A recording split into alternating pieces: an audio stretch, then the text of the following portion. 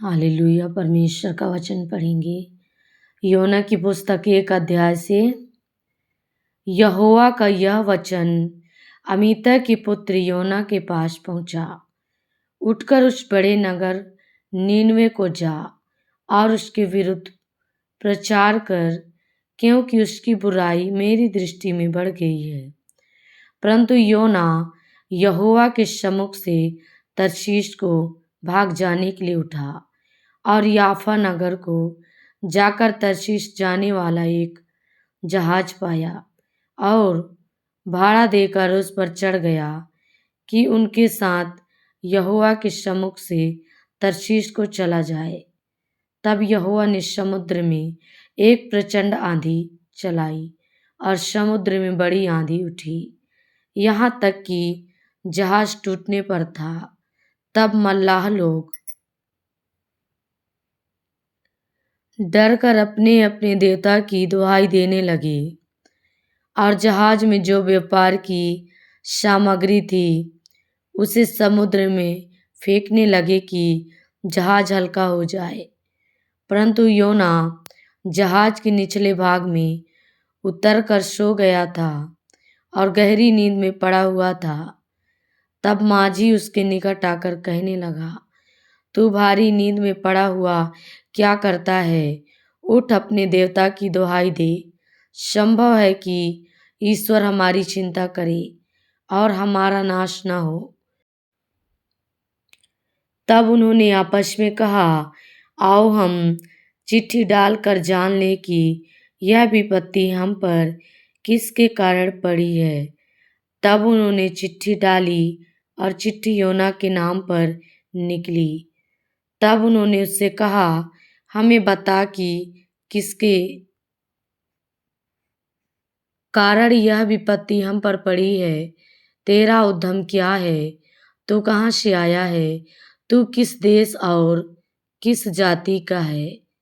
उसने उनसे कहा, मैं इब्री हूँ और स्वर्ग का परमेश्वर यहोवा जिसने जल स्थल दोनों को बनाया है उसी का भय मानता हूँ।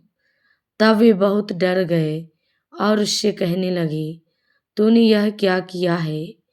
वे जान गए थे कि वह यहोवा के सम्मुख से भाग आया है, क्योंकि उसने आप ही उनको बता दिया था। तब उन्होंने उससे पूछा, हम तेरे साथ क्या करें जिससे समुद्र शांत हो जाए? उस समय समुद्र की लहरें बढ़ती ही जाती थीं। उसने उनसे कहा, मुझे उठाकर समुद्र में फेंक दो, तब समुद्र शांत पड़ जाएगा, क्योंकि मैं जानता हूँ कि यह भारी आंधी तुम्हारे ऊपर मेरे ही कारण आई है। तो भी वे बड़े यत्न से खेते रहे कि उसको किनारे पर लगाएं, परंतु पहुंच ना सके, क्योंकि समुद्र की लहरें उनके विरुद्ध बढ़ती ही जाती थीं। तब उन्होंने यहोवा को पुकार कर कहा, हे यहोवा, हम विनती करते हैं कि इस पुरुष के प्राण के बदले हमारा नाश ना हो और ना हमें निर्दोष की हत्या का दोषी ठहरा, क्योंकि हे यहोवा, जो कुछ तेरी इच्छा थी वही तो ने किया है। तब उन्होंने योना को उठाकर समुद्र में फेंक दिया और समुद्र की भयानक लहरें थम गई। तब उन मनुष्यों ने यहोवा का बहुत ही भय माना और उसको भेंट चढ़ाई और मन्नतें मानी। यहोवा ने एक बड़ा सा मच्छ ठहराया था कि योना को निगल ले, और योना उस महामच्छ के पेट में 3 दिन और 3 रात पड़ा रहा। तब योना ने उसके पेट में से अपने परमेश्वर यहोवा से प्रार्थना करके कहा, मैंने संकट में पड़े हुए यहोवा की दुहाई दी और उसने मेरी सुन ली है। अधोलोक के उदर में से मैं चिल्ला उठा और तूने मेरी सुन ली।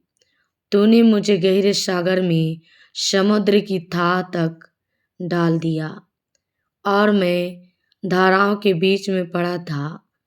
तेरी भड़काई हुई सब तरंगें और लहरें मेरे ऊपर से बह गईं।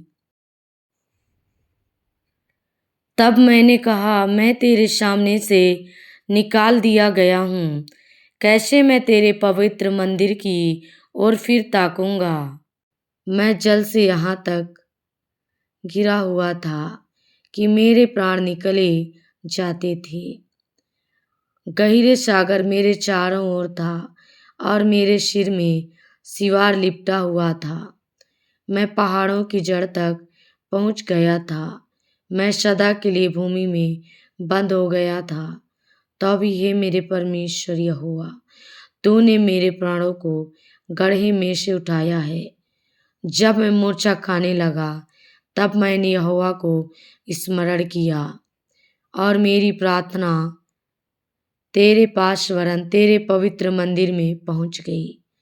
जो लोग धोखे की व्यर्थ वस्तुओं पर मन लगाते हैं, वे अपने करुणा निधान को छोड़ देते हैं, परंतु मैं ऊंचे शब्द से धन्यवाद करके तुझे बलिदान चढ़ाऊंगा।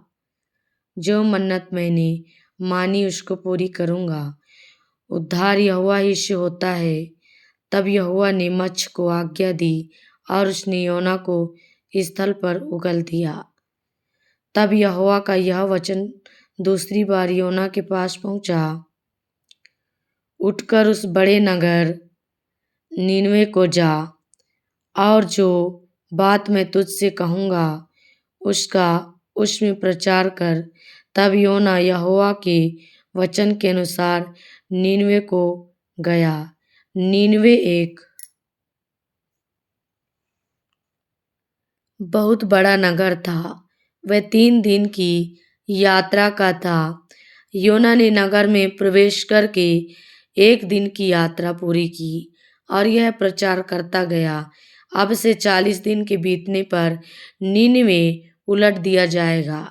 तब नीनवे के मनुष्यों ने परमेश्वर के वचन की प्रतीति की और उपवास का प्रचार किया गया और बड़े से लेकर छोटे तक सबों ने टाट ओढ़ा। तब यह समाचार नीनवे के राजा के कान में पहुंचा और उसने सिंहासन पर से उठ अपने राजकीय वस्त्र उतारकर टाट ओढ़ लिया और राख पर बैठ गया।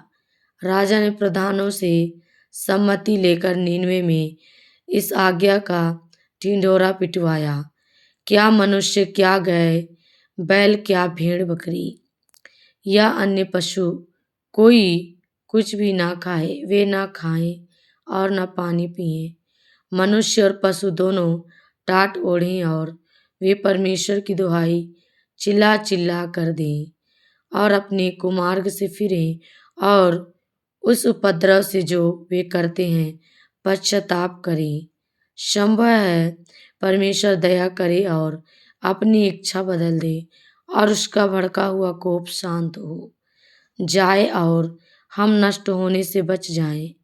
जब परमेश्वर ने उनके कामों को देखा कि वे कुमार्ग से फिर रहे हैं, तब परमेश्वर ने अपनी इच्छा बदल दी और उनकी जो हानि करने की ठानी थी उसको ना किया।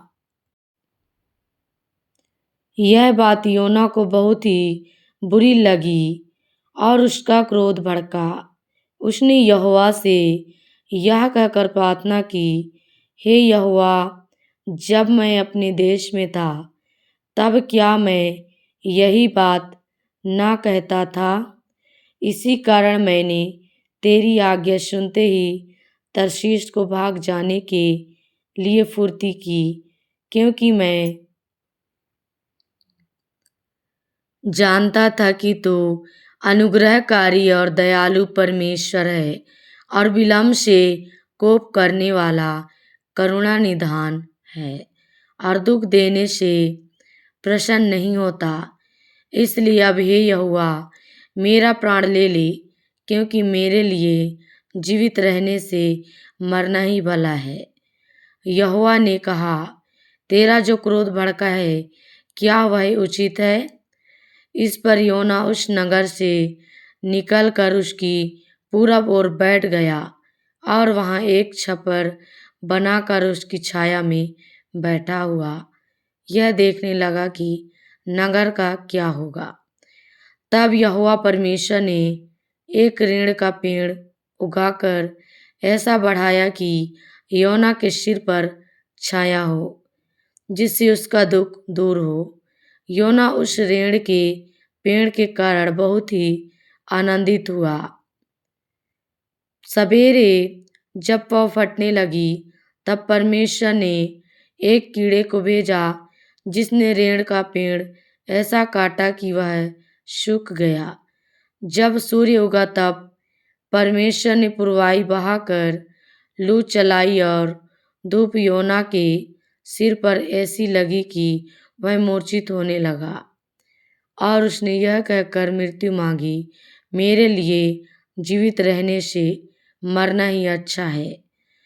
परमेश्वर ने योना से कहा, तेरा क्रोध जो रीड़ के पेड़ के कारण भड़का है, क्या वह उचित है? उसने कहा, हाँ, मेरा जो क्रोध भड़का है वह अच्छा ही है, वरन क्रोध के मारे मरना भी अच्छा होता। तब यहोवा ने कहा, जिस रीड़ के पेड़ के लिए तूने कुछ परिश्रम नहीं किया, ना उसको बढ़ाया, जो एक ही रात में हुआ और एक ही रात में नष्ट भी हुआ, उस पर तूने तरस खाई है। फिर यह बड़ा नगर नीनवे, जिसमें 1,20,000 से अधिक मनुष्य हैं, जो अपने दाहिने बाएं हाथों का भेद नहीं पहचानते, और बहुत से घरेलू पशु भी उसमें रहते हैं, तो क्या मैं उस पर तरस ना खाऊं? हालेलुया। प्रभु की स्तुति हो। परमेश्वर वचनों से आप सभी को ब्लेस करे। सभी को जय मसीह की।